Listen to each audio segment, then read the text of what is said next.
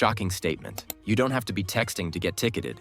Just holding your phone can get you pulled over. Pennsylvania's new no-touch law makes it a primary offense, and similar rules exist in about 30 states. In this video, I'll show you the exact behaviors that trigger a stop, what the first-year warning period means, and how fines escalate after that, up to $450 plus court costs.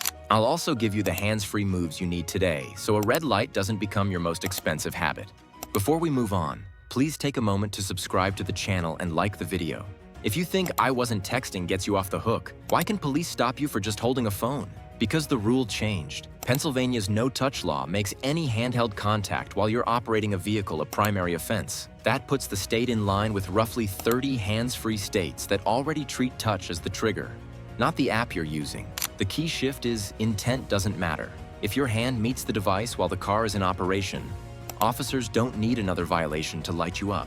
That's where daily habits collide with the statute. You glance at a notification at a red light. You rest the phone on your thigh in creeping traffic. You nudge a podcast or scroll a playlist when lanes crawl on the freeway. All of that feels harmless because the car isn't moving much, or at all. Under the new rule, those touches are illegal contact. The law targets the behavior that leads to distraction, not just typing a message. It helps to know how the law defines the tech and the touch. An interactive mobile device isn't just a smartphone. It includes the common devices you use to send, receive, or display data while driving. Phones, tablets, and similar handhelds fall under that umbrella. And holding goes beyond a tight grip. Resting the device in your palm while it balances on the steering wheel counts. Pinching it between your fingers in your lap counts. Propping it against the wheel with your hand on top counts. If any part of your hand supports, steadies, or manipulates the device, you're holding it. Lawmakers move this direction because distracted driving isn't a niche problem. PennDOT's 2023 crash data puts distraction among the leading causes on Pennsylvania roads, and national fatality figures tracked by NHTSA show the toll across the country. Texting-only bans left easy workarounds. Drivers swiping music, reading maps, or tapping notifications weren't technically texting. The broader no-touch approach closes that gap so enforcement targets the source of attention loss. Another critical piece is what the law considers driving. You don't need to be rolling for the rule to apply. Idling at a red light is still operation. Sitting at a stop sign with your foot on the brake is operation. Queued in stop-and-go traffic is operation. If you're in the flow of the roadway and not legally parked out of travel lanes, the no-touch standard applies. And because it's a primary offense, an officer can stop you based on that behavior alone. They don't have to stack it with speeding or a lane violation first. There are narrow exceptions. You can make an emergency call to 911. You can run true hands-free through Bluetooth or voice commands. Factory-integrated controls, steering wheel buttons, built-in navigation, and native infotainment systems are allowed when used as designed. There are also carve-outs for certain transit operations and first responders while performing official duties. If you want to handle the device directly, you need to be pulled over and parked. Now, if your first reaction is, "Isn't this just a cash grab?" there's a wrinkle that complicates that take. The rollout includes a 1-year warning period before fines kick in, and penalties are staged rather than maxed out on day one. That design undercuts the pure revenue argument and points to behavior change as the goal. We'll unpack how that timeline works and how quickly costs can snowball after warnings end. Here's the immediate payoff, though. The simple act that can now get you pulled over as a primary offense is holding your phone while your vehicle is in operation. Even at a red light, that single contact is enough. Next, we'll trace the money trail and the effect on your license, how the warning year ends, why fines climb, where points and insurance spikes enter, and the one red light move that legally mirrors blowing through a stop sign. What flips the switch when the warning year ends, and how does a $0 stop turn into a few $100s plus court costs? The moment citations start, the same interaction that earned you a warning now carries a fine, and that fine often travels with add-ons you don't see on the roadside. You go from a quick talk and a paper warning to a docket number, a due date, and a bill that grows if you miss deadlines or add a second violation. Pennsylvania sets it up in 2 stages. For the first 12 months after the law takes effect, officers issue warnings only. No fine, no points. After that anniversary, the fine schedule activates. The first ticket is modest on paper. Think in the $50 range for the handheld violation itself, but that base amount isn't the final number. Repeat it.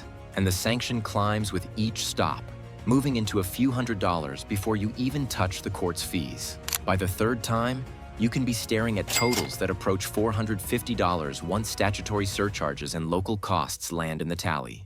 Here's where drivers get caught by the timeline trap. A year of warnings feels like a permanent soft touch. It isn't. Insurance carriers don't care that your first stop months ago was a warning. They care about the citation that now sits on your record. If the offense adds points to your license under related statutes or gets grouped with another moving violation, that combination is what affects your risk profile. Court costs are also indifferent to your history. They're standardized and added whether it's your first paid ticket or your fourth. Let's break the money down. The base handheld fine starts around $50. Add mandatory state surcharges, EMS or court technology fees, and local charges, and a first offense commonly lands north of $150. Do it again, and the base fine increases. Tack on the same fixed fees, and you're quickly in the $250 to $350 range. A third time, and your out-of-pocket can push toward $450 once everything is stacked. If the stop includes another citation, say failure to maintain lane or an improper signal, you multiply the total because each line item carries its own fine and fees. That's how one traffic stop becomes a stack of costs. States are tightening different screws to change behavior. Some lean on pure dollars, others on license and criminal penalties. Florida's extreme speed crackdown is a clear example. At 100 miles per hour or more, fines jump sharply, and the statute allows the court to impose jail in aggravated cases. The message is the same across categories. Raise the stakes until drivers change habits. But the levers vary by state. Enforcement details matter too. A stop triggered by an officer's observation of phone in hand can expand if they also note weaving, following too closely, or expired tags. Camera programs, where used, add civil penalties that don't bring points but still cost money and can trigger late fees if ignored. In court, you'll pay administrative costs whether you contest and lose or just plead guilty by mail. Your premiums tie it all together. Insurers use violations as signals, and distracted driving offenses can lift rates for the next policy term. Market data commonly shows increases from about 10% to as high as 25%, depending on your driver history, age, and insurer. That hike can dwarf the original fine over a year or two, which is why the cheapest ticket is the one you never create. So if you're stopped at a red light, why isn't it safe to touch the phone? Because the law treats your vehicle as in operation until you're parked off the travel lane. The risk of distraction doesn't pause at a signal, and the statute doesn't either. Legally, holding your phone at that light is treated like running a stop sign because you're still operating the vehicle, and the duty to keep your attention on the task doesn't switch off. Next, let's make this law a non-issue with simple habits that keep your hands clear and your costs at zero.